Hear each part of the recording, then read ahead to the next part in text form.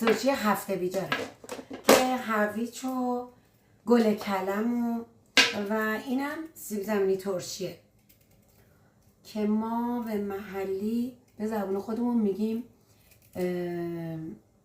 چی؟ شمعان یارمستی بهش میگیم که شروع میکنیم هویجا رو خوردش میکنیم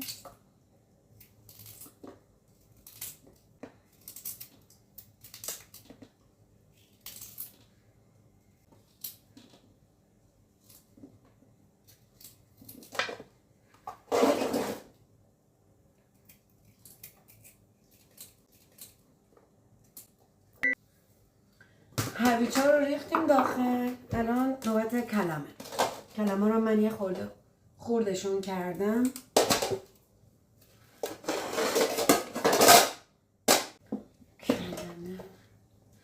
کلمه رو به هر اندازه‌ای که دوست داریم خوردش میکنیم.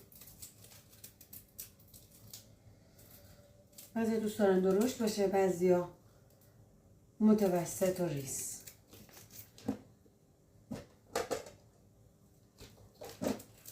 این کلمه‌های خورد شده. بعد اینا هم سیب زمینی ترشی ماست که هر اندازه که دوست داریم خوردش میکنیم.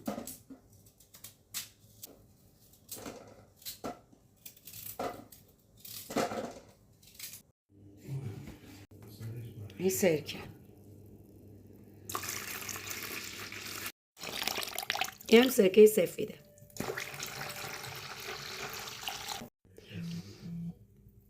این هم نمک و گلپر با همه. سبزی مخصوص ترشی هم داخلش میریزیم.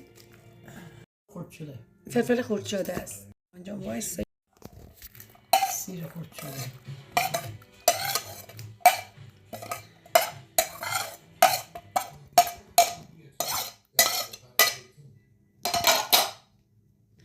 یکم هم شکر.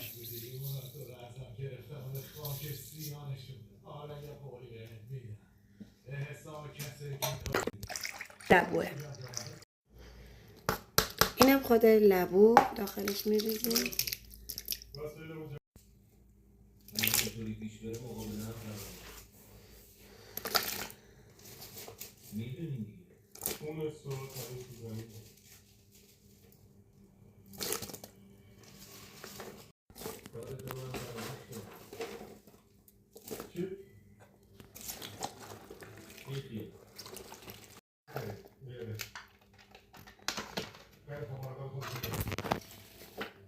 ترشی قاطیش میکنیم.